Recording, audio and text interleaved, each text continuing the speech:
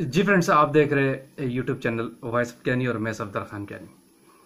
अच्छा फ्रेंड्स, बड़ा एक कॉमन सवाल दोबारा सामने आया था कि हम जो एचपीएलसी पे एक स्टैंडर्ड बनाते हैं, उस एक स्टैंडर्ड की वाइल जो हम यूज़ करते हैं उससे 5 रेप्लिकेट हम लगा रहे होते हैं।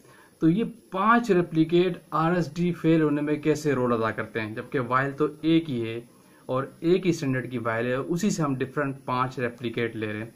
तो ये कैसे आरएसडी फेल करती है, इस पर मेरी वीडियो डिटेल में अवेलेबल, इस पर आपके कमेंट्स आ रहे थे, तो मैंने कहा वीडियो की फॉर्म में आपको बता दूंगा कि इसके पीछे रीजंस क्या है।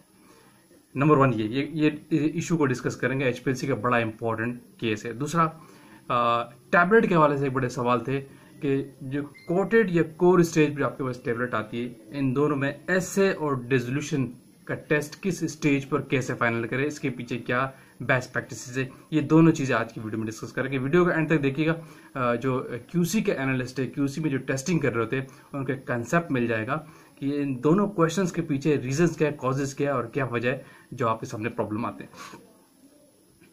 देखिए फ्रेंड, सबसे पहले बात करते हैं आरएसडी फेल होने की, और ये रही ये बात कि एक वाइल है, उसी से हम 5 रेप्लिकेट लगा रहे हैं, तो फिर कैसे एरियाज में वेरिएशन आ सकता है। तो इसका आंसर है आ सकता है डेफिनेटली। मैं एक डिटेल में बात कर चुका हूं कि आरएसडी फेल होने के पीछे आपका पूरा सिस्टम होता है, एनालिस्ट होता है और आपका सैंपल, तीनों चीजें होती हैं।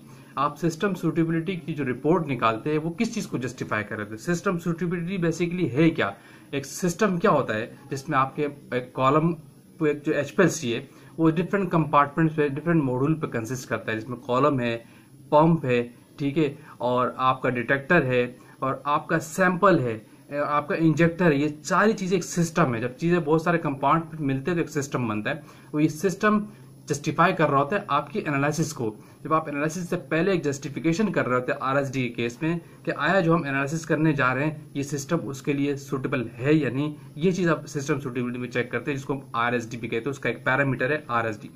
देखिए, बात जो है ना, आरएसडी के एक सैंपल से आरएसडी के डिफरेंट रेप्लिकेट ले रहे हैं, फिर आरएसडी एरिया में वेरिएशन होने के चांसेस कैसे होते हैं, तो हो सकते हैं। उसकी वजह ये सबसे पहला रीजन है, अगर आपका जो स्टैंडर्ड है वो सही तरीके से मिक्स नहीं है, होमोजेनाइज नहीं है, उसमें आपने अनडिजोल्व पार्टिकल सही तरीके से डिजोल्व नहीं किए, तो डेफिनेटली आपके एरियाज में वेरिएशन आएगा। याद रखिएगा ये बात कि अगर आपका सोल्यूशन मिक्स नहीं है ठीक तरीके से, जो आपका स्टैंडर्ड सैंपल है, और अगर आपने उसको होमोजेनाइज नहीं किया है और सही तरीके से डिजोल्व नहीं किया है, एक रेप्लिकेट पे एरिया कुछ आ सकता है, दूसरे केस पे, दूसरे तीसरे चौथे रेप्लिकेट में एरिया कुछ आएगा डेफिनेटली। पहला रीजन ये है, डिजोल्व का फेनोमेना है। दूसरा, आपका कॉलम बहुत बड़ा रोल अदा करता है। अगर आपको कॉलम ठीक तरीके से वॉश नहीं है तो आपके सिस्टम की आरएसडी फेल होने के चांसेस बढ़ जाते हैं। तीसरा, आपके सिस्टम में एयर ट्रैप हो गई।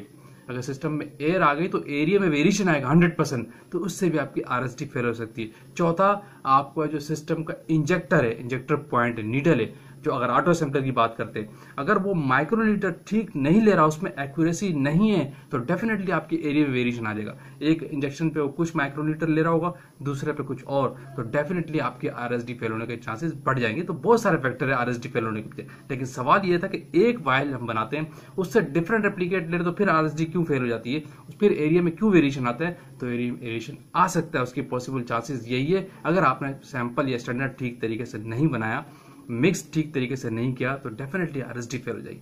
क्लियर, होपफुली आपको कॉन्सेप्ट मिल गया होगा। दूसरा बड़ा इंपॉर्टेंट सवाल था कि हम जो टैबलेट की टेस्टिंग करते हैं क्यूसी के अंदर, तो उसमें हम डिसोल्यूशन किस स्टेज पे लगाएं और एसे किस स्टेज पे लगाएं। अगर हमारे पास टैबलेट ग्रेनुलर स्टेज पे भी आती है, कोर स्टेज पे भी आ रही है और कोटेड स्टेज पे आ रही है, यानी टैबलेट तीनों स्टेज पे हमारे पास आती है। देखिए, इसके लिए बेस्ट प्रैक्टिस और लॉजिकल है। बेस्ट प्रैक्टिस क्या होती है, जो लॉजिकल बात हो। तो इसके लिए अच्छी प्रैक्टिस यही है कि जो एसे जो है आप ग्रेनुलर स्टेज पे लगाते हो तो आपका इंटरनल है, तो एसे आप कोर टैबलेट की स्टेज पे लगाएं, ठीक है, और कोर टैबलेट की स्टेज पे डिसोल्यूशन नहीं लगाएं।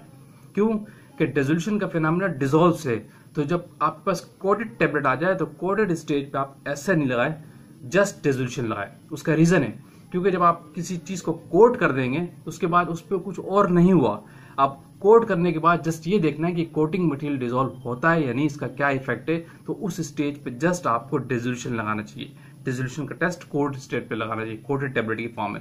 लेकिन कोर स्टेज पे आपके पास टैबलेट कंप्रेस्ड हो गया है, जिसको हम कंप्रेस फॉर्म में कहते हैं, उसमें सारी मिक्स हुई टैबलेट है, सब कुछ बना हुआ है, ग्रेन्यूल्स के बाद जो आती है, तो उस स्टेज पे ऐसे टेस्ट करना कंपलसरी है। तो इसमें हमेशा एक कॉन्सेप्ट हमेशा रखे, बेस्ट प्रैक्टिस है कोर टैबलेट अगर आपके पास आती है, कोर स्टेज जो है या कंप्रेस स्टेज जिसको हम कहते हैं, कंप्रेस टैबलेट आपके आती है, उसमें आप ऐसे लगाएं, डिजोल्यूशन नहीं लगाएं। और कोटेड स्टेज पे आप जस्ट डिजोल्यूशन परफॉर्म करें, ऐसे परफॉर्म नहीं करें। लोगों की प्रैक्टिस क्या है कि लोग कोर पे भी ऐसे भी लगा रहे हैं, डिजोल्यूशन भी लगा रहे हैं, और कोटेड स्टेज पे भी ऐसे लगा रहे हैं, डिजोल्यूशन भी लगा रही है। डुप्लीकेशन है, ये डबलिंग हो रही है, ये टाइम वेस्टिंग है, कंपनी का टाइम लॉस्ट, कॉस्ट लॉस, चीज़ों का सॉल्वेंट केमिकल सब लॉस हो रहा है। तो इसलिए अच्छी प्रैक्टिस यही है, जो आपकी कोर टैबलेट है उस पर आप जस्ट ऐसे परफॉर्म करें, डिजोल्यूशन टेस्ट न लगाएं। और जो कोटेड फॉर्म में जब वही टैबलेट आ जाए उसमें आप जस्ट डिजोल्यूशन परफॉर्म करें। बाकी पैरामीटर्स अपनी जगह, ऐसे परफॉर्म नहीं करें कोल्ड स्टेज पे। उस पर आप हार्डनेस भी चेक करेंगे, डीटी भी लगाएंगे डेफिनेटली, उस पर आप वेट वेरिएशन भी चेक करेंगे, उस पर आप उसका डायमीटर भी चेक करेंगे, वो सारे टेस्ट करेंगे अपनी जगह। लेकिन ऐसे और डिजोल्यूशन का क्राइटेरिया हमेशा याद रखें, जो मैंने आपको बताया उसी को फॉलो करना चाहिए। लॉजिकल और बेस्ट प्रैक्टिस है। वीडियो का पेंड करते हो, होपफुली वीडियो आपने लाइक की होगी। जो लोग चैनल पर न्यू है, अगेन कहूंगा चैनल को लाजमी सब्सक्राइब कीजिए, ताकि इस तरह की टेक्निकल वीडियोस आप तक पहुंचती रहे। शेयर कीजिए, कमेंट्स कीजिए। Thank you for watching. Allah Hafiz.